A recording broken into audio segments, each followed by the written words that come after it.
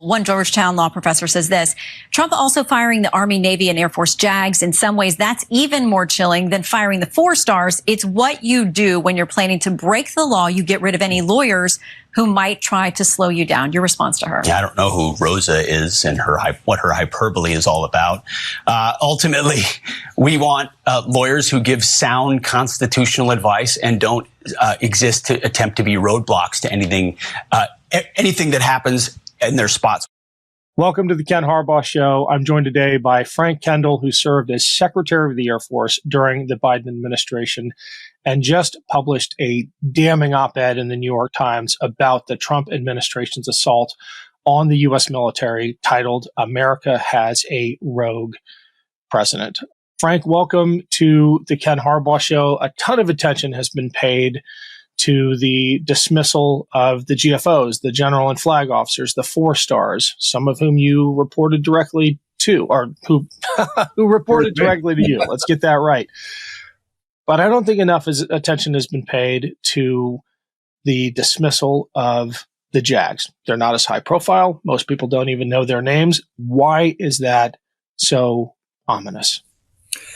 Well, Secretary Hegseth has said some things about how unhappy he is with Judge Advocate Generals in general. His allusions have been about operational decisions where, the laws of armed conflict, I think, have restrained, operators on the ground from doing what they want to do, generally applying a lot more firepower, I think. But there's much more to it than that. The Judge Advocate Generals are the leading legal authorities for the military and each of the military departments. And to just blanket remove them all, I think to me is very clearly a move to put people into those positions who are going to be more compliant in general with what the administration wants to do. I worked on the torture issue, some years ago, and one of the heroes of that era was the Navy Judge Advocate General, who spoke up and resisted. He lost his job, had to resign, I think, as a result. But these people are very principled. They're very loyal to the nation and to the rule of law. And they're going to tell military commanders their best legal opinion about when something that they've been told to do, an order, is unlawful and should not be obeyed. And apparently this administration wants to put people in who will go along with whatever the administration wants to do.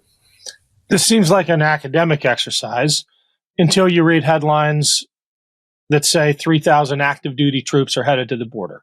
Can you paint for us I'll call it the worst case scenario, but it's not all that far-fetched these days. Now, during the first Trump term, General Milley was asked to go use the Army to put down protests, I think, in Portland, Oregon, and he refused to do so. Under our law, there are things you cannot have the military do without at least going through appropriate processes and so on. So whether to invoke, say, the Insurrection Act or to do something which is inconsistent with what posse comitatus it's called. It's a Latin term for basically using the military to assist law enforcement, right? And in our society, you're generally not allowed to do that. There are exceptions, but generally speaking, you cannot just send the military off to do whatever you want it to do against American citizens. And this would, I think, open the door for some abuses of those constraints.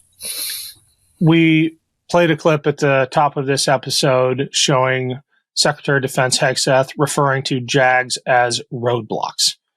Roadblocks to what? I mean, it suggests a mindset that is really dismissive of the role of law in the exercise of power, the law of armed conflict. Can you help us understand their thinking? Yeah, Ken, that was what in part provoked my op-ed. There's a pattern here of disrespect, even disdain for the rule of law. And you see it very consistently. There's evidence of it everywhere, all sorts of behaviors. I think there are over 75 lawsuits against this administration already for violations of either statute or the Constitution. So this is all a part of that very same pattern. And when it comes to laws that constrain the use of violence by the military, I think that should be concerning to every American citizen. Hey, it's Ken. Quick break to let you know we've got a Substack page for the Ken Harbaugh Show. If you want to make sure you never miss an episode, check it out. A lot of you already have. Thank you so much. And if you're able to, please subscribe. Every dollar goes back into the show to help with research, production, and reporting from places like Ukraine. None of this happens without your support. Thank you. Welcome to the resistance.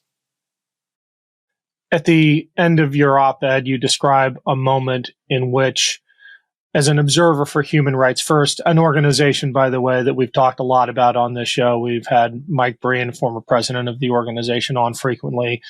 You're observing procedures down at Guantanamo, and you witness the military JAGs there doing their duty to defend the detainees there to the best of their ability.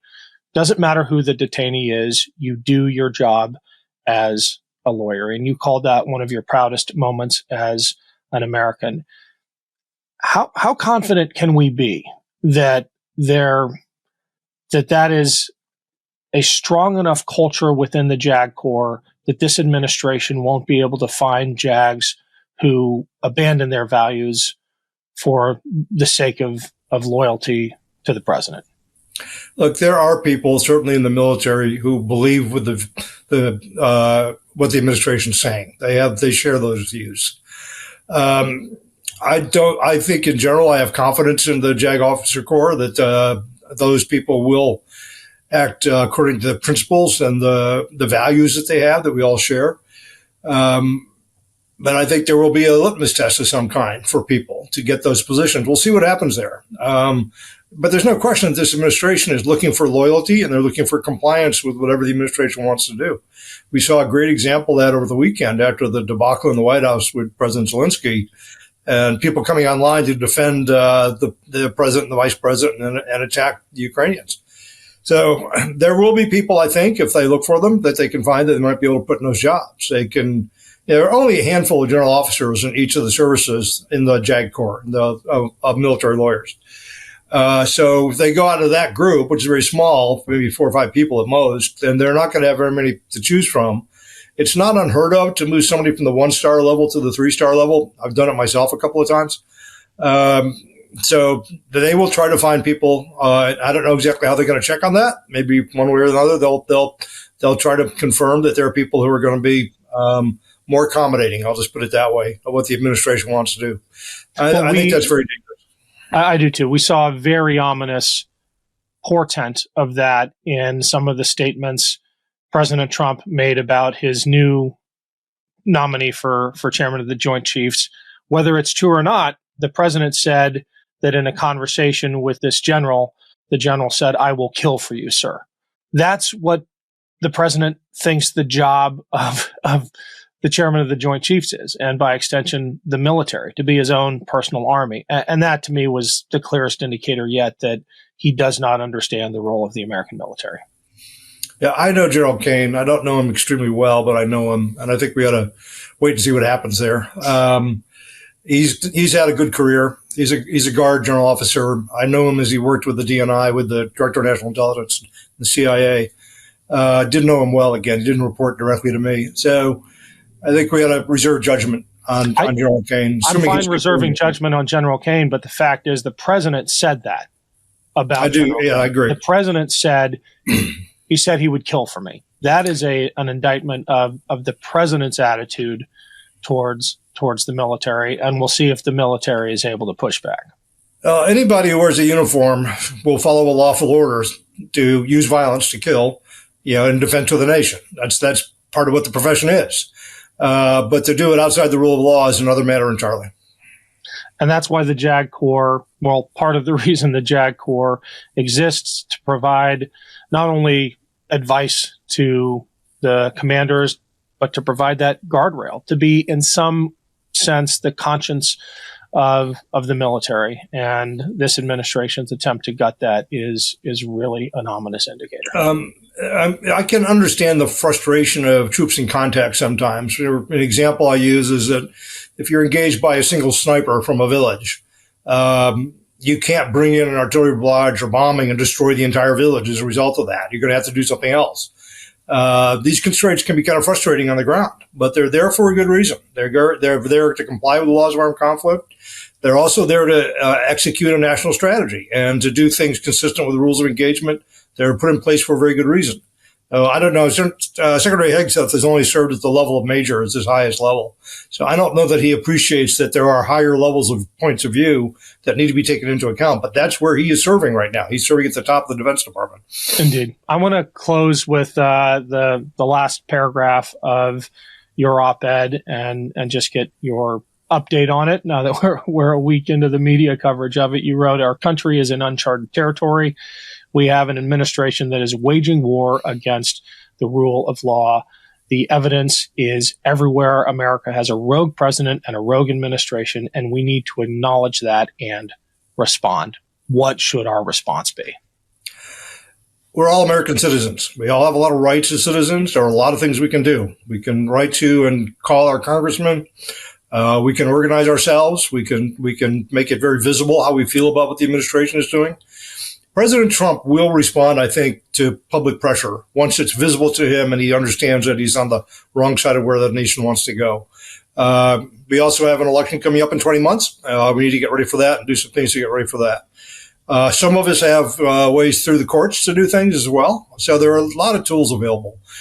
First thing is to recognize how serious a problem we have, and then to start to get involved and get engaged by any of the mechanisms that are available to us.